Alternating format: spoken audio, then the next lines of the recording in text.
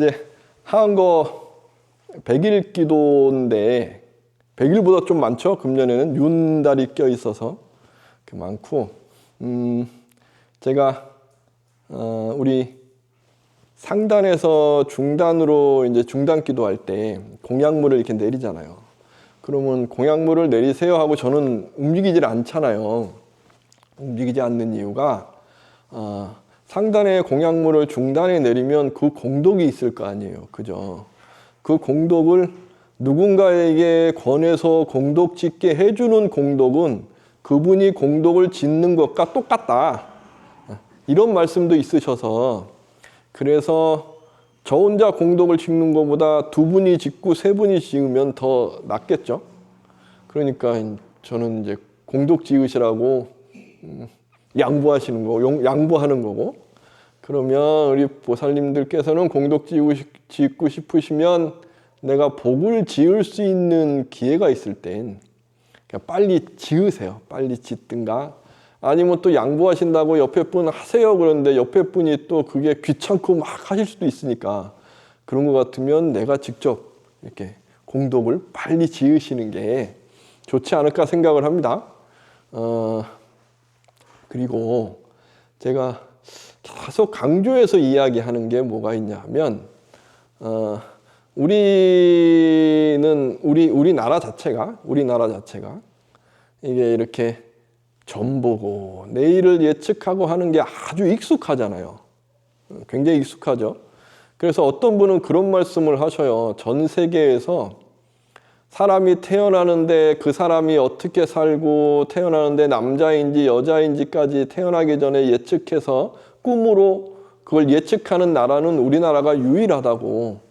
그래서 우리나라는 누가 태어나면 엄마 아빠가 태몽을 꾸든가, 엄마 아빠가 태몽을 안 꾸면 태몽 꾼 사람이 누군지 찾죠.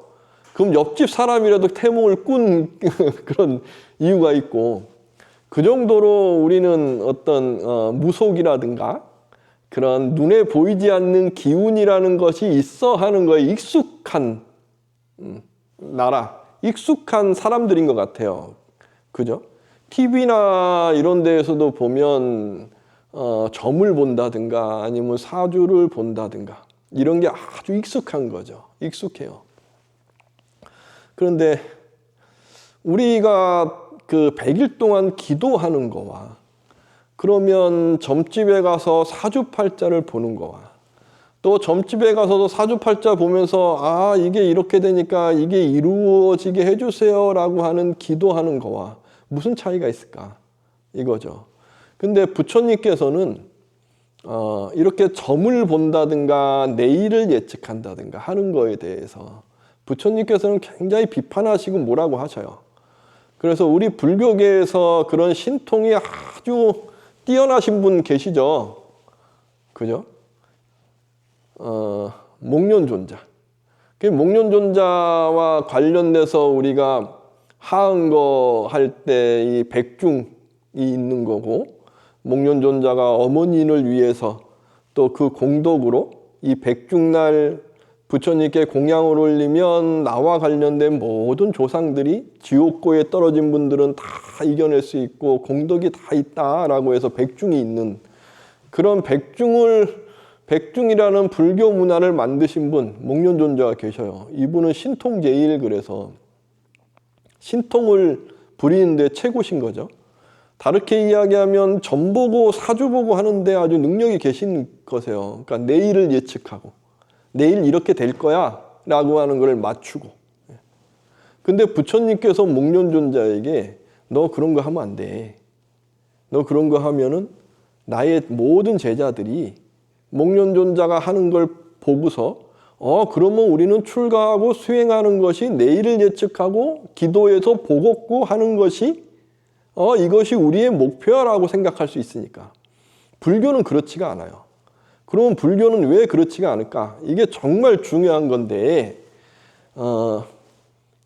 한번 예를 들어볼게요.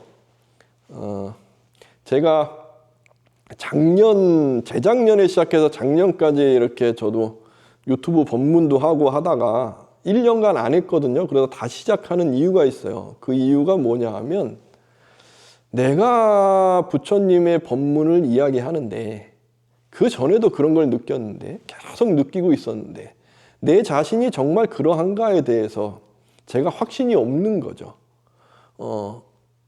업이라는 게 있는데 이 업을 바라보고 이 업을 이겨내는 게 수행자인데 내가 그렇게 이겨내고 있는가?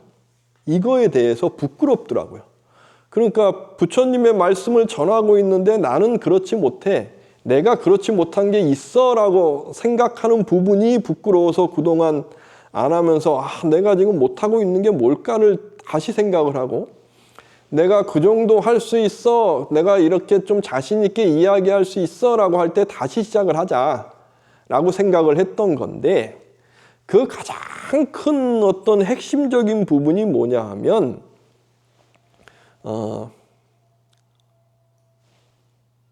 진돗개는요. 한 번 주인이면 이렇게 강아지 때 아니면 이렇게 한 번 주인으로 생각하면 그 주인이 바뀌면 새로 주인이 온 걸 인정을 못해요. 왜 인정을 못할까요? 이 업 속에 한 번 주인이면 그 주인은 계속 주인이야 라고 하는 것이 꽉 박혀 있어서 새로운 세상이 바뀌어 오는데 그것을 새롭게 만들어가는 기운이 약한 거예요. 업력이 강한 거죠. 오리도 그렇다 그러죠.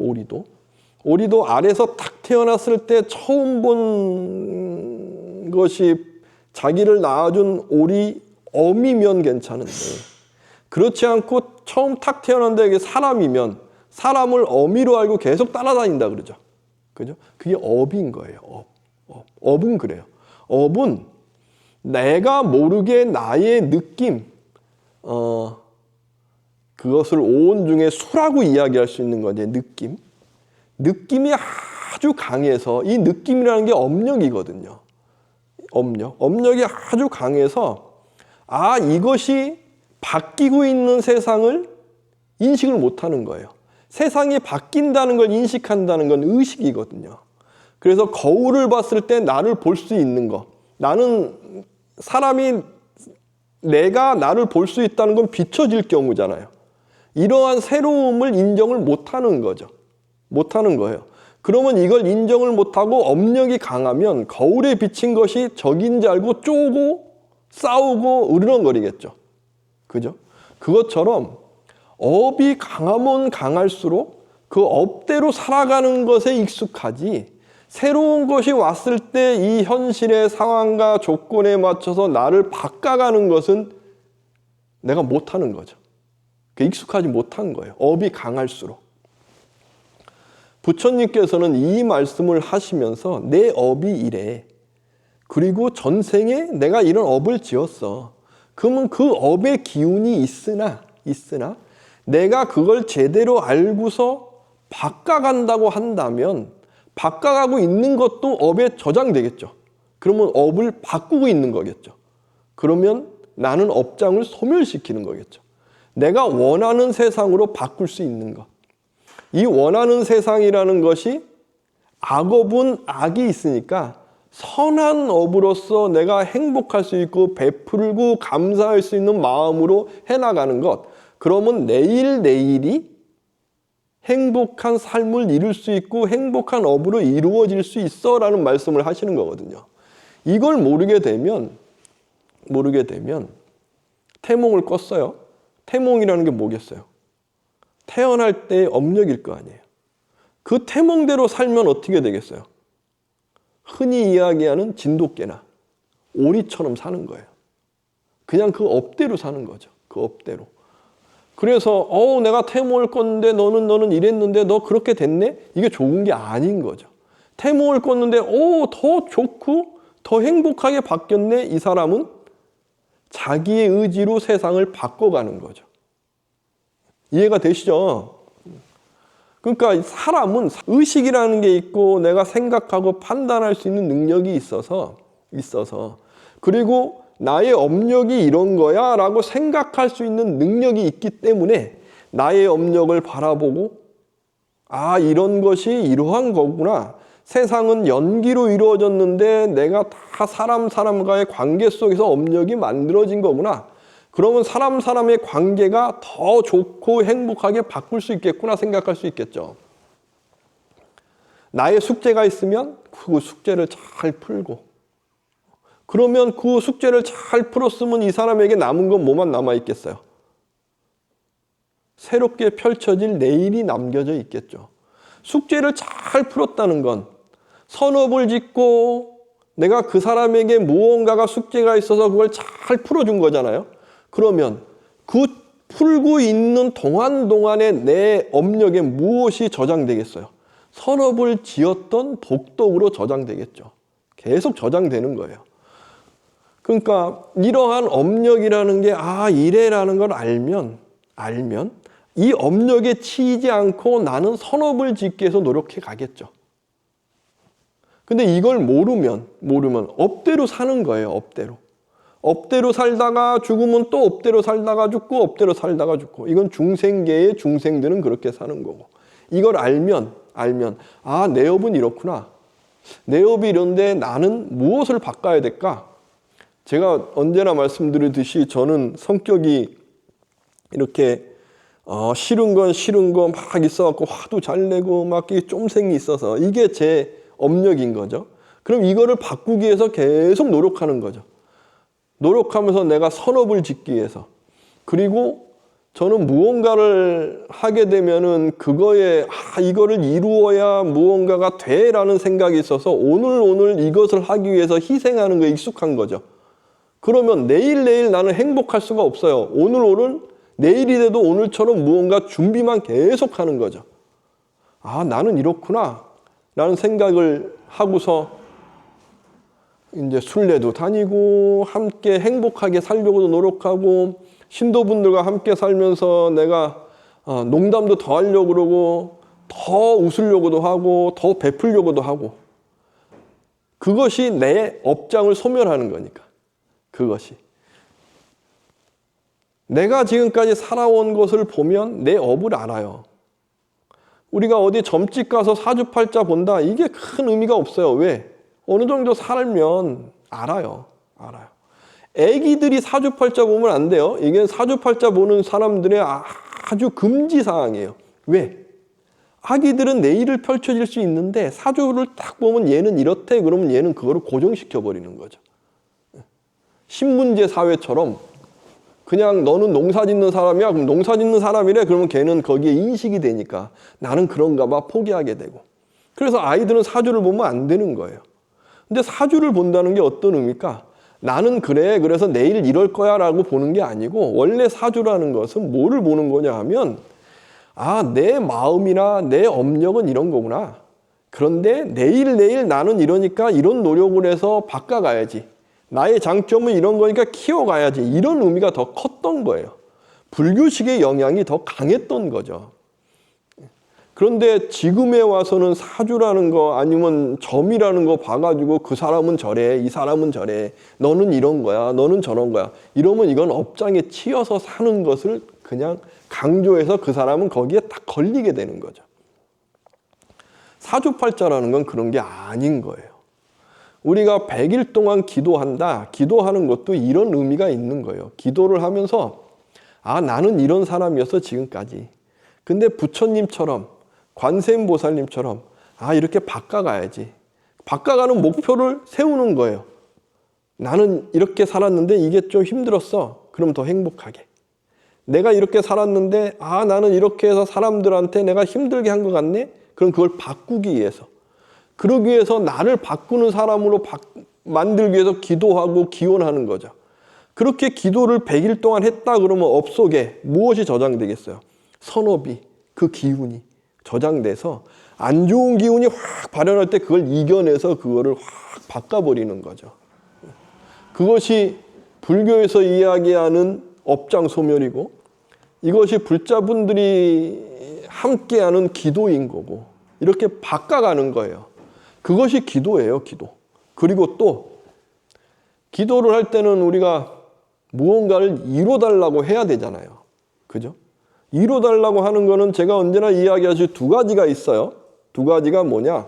빚지는 게 있고, 내가 그동안 해왔기 때문에 내 업을 쓰는 게 있고, 빚지는 것은 내가 이루어 주세요라고 했는데 이루어졌어요? 누군가가 와서 그걸 이루어지는 게 아니고 내 업속에 이루어질 수 있는 기운을 끄집어 쓰는 거예요. 그렇지 않고 어떻게 이루어질 수 있겠어요? 우리는 업대로 사는데. 끄집어 쓰는 거예요. 그걸 빨리 끄집어 쓰는 거죠. 여기 계신 신중님이나 불보살님들께 나 이루어져야 돼요. 그거 꼭 해야 돼요 하고 염력으로 강하게 기도하면 그 기운이 이 위신력과 함께 그래 빨리 쓸 수 있게 해줄게 쫙 썼어요. 내 거 썼을 뿐인 거예요. 그리고 이분들께 기원했으니까 빚진 거고. 그러면 남는 건 뭐겠어요? 남는 건. 좋은 거 썼으니까 우리는 살아갈 때 우리가 선업만 짓나요? 악업도 지은 게 있을 거 아니에요. 그 악업이 닥칠 때에는 더 크게 닥치는 거죠. 이거는 빚진 거 쓰는 거고. 근데 진짜 쓰는 건 내가 살아오면서 내 업력을 바꾸고 있었으면 나는 내 업 속에 무엇이 계속 저장되겠어요? 복덕이 저장돼 있겠죠. 근데 우리는 살아가면서 내일이 어떻게 될지 몰라서 정말 급할 때가 있어요. 그러면 내가 복덕을 지어놨으니까 계속 지었으니까 갖다 써도 되겠죠.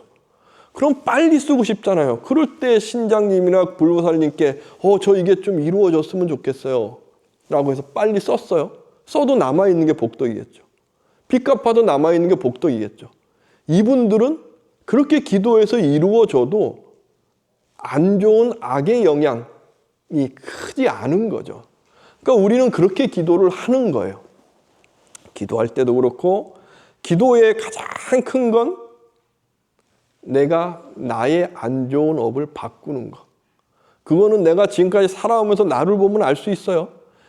그리고 그걸 하는 사람들은 누군가가 나를 비판하는 소리에 귀를 기울일 수 있는 거고. 비판하는 소리에 귀를 기울이면 나의 업력이 그런 걸 아는 거잖아요. 그러면 내일 나를 바꾸려고 하는 사람들은 나의 못난 걸 바라보고서 이겨내는 기운이 있는 거죠. 근데 이 기운이 없는 사람들은 누군가 선생님은 이런데 왜 그러세요? 하게 되면 화가 나고 막 올라오는 거죠. 그건 내일 바꾸는 걸 모르는 사람. 그걸 아는 사람들은 이렇게 바꿀 수 있구나. 걸림없이 살 수 있는 거죠. 그래, 나는 할 수 있어. 그래, 나는 그렇게 이룰 수 있어. 그렇게 해나가는 것. 그것이 부처님의 법의 세상이고 그것이 우리가 기도하는 이유인 것 같아요. 그래서 100일 동안 기도하시면서 나의 이루어질 게 무엇인지 꼭 한 가지, 10가지도 좋아요. 근데 한 가지면 더 낫겠죠? 하나 딱 세우세요. 100일 동안 나는 이것을 만들어 가리라. 내가 그러한 사람이 되리라.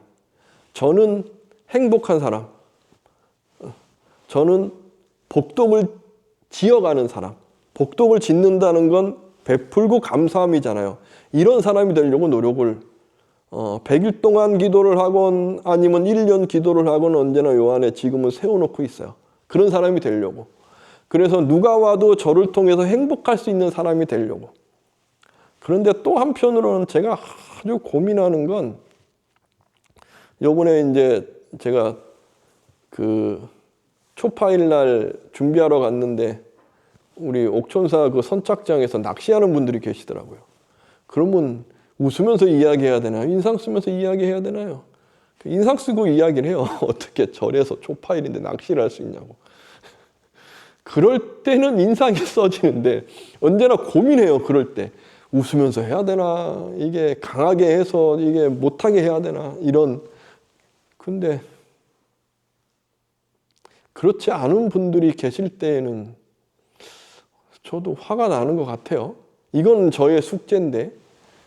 그런데 그렇지 않고 우리 신도분들 함께하는 분들 순하고 저도 그렇게 순하고 착하려고 노력을 하고 그런 분들이 있을 땐 더불어서 함께 행복하려고 노력하고 그분들과 함께 하려고 그런 제가 되려고 노력하면서 살거든요. 그렇지 않고 제가 막 이제 할 때는 저분이 아닌 것 같은데 라고 할 때는 나의 한계의 지혜의 범위 안에서 그러고 있어서 이건 깨고 싶은 거지만 또 한편으로는 그래서 제가 화낼 때마다 언제나 저를 바라보면서 반성해요. 이게 화내는 게 잘하는 건가 아닌가. 잘하는 거야 할 때는 화를 더 내고 그런데 지나가면서는 제가 또 반성할 기회가 오면 반성하겠죠. 요즘엔 그래요. 그래서 요즘엔 행복하려고 더 노력하고 베풀려고 더 노력하고 그러면서 기도하면서도 내가 그런 사람이 되려고 언제나 탁 잡고 그러기 위해서 해나가고 그러려고 복덕을 내가 큰 사람이 되려고 노력하고 그래서 우리 보살님들 거사님께서도 내 숙제가 뭘까? 나는 100일간 기도할 때 내 안에 복덕은 어떻게 쌓아야 될까? 내가 이룰 게 무엇이 있을까? 그럼 내가 당당하게 그것을 이루게 내가 쫙 끄집어 써도 될까? 그런 것을 생각하시면서 기도하고 내 안에 복덕을 심고 그리고 그 복덕을 심으면서 내가 숙제를 다 했으면 그 사람은 정말 복덕이 무량하게 차인 거니까 잘 단돌이 하고 그리고 베풀고 감사하고 그러한 100일의 기도, 그러한 기도하는 시간이 됐으면 합니다. 그렇게 100일간 기도해 가도록 하겠습니다. 이번엔 윤달이 껴서 100일이 더 길어요. 더 기도하라고. 그러면 집에서 시간 내서 기도하고 명상하고 기도하고 기도나 명상이나 차이가 없는 건 제가 말씀드렸어요. 다음 기회 있으면 또 말씀을 드리겠습니다. 이상으로 마치겠습니다. 감사합니다.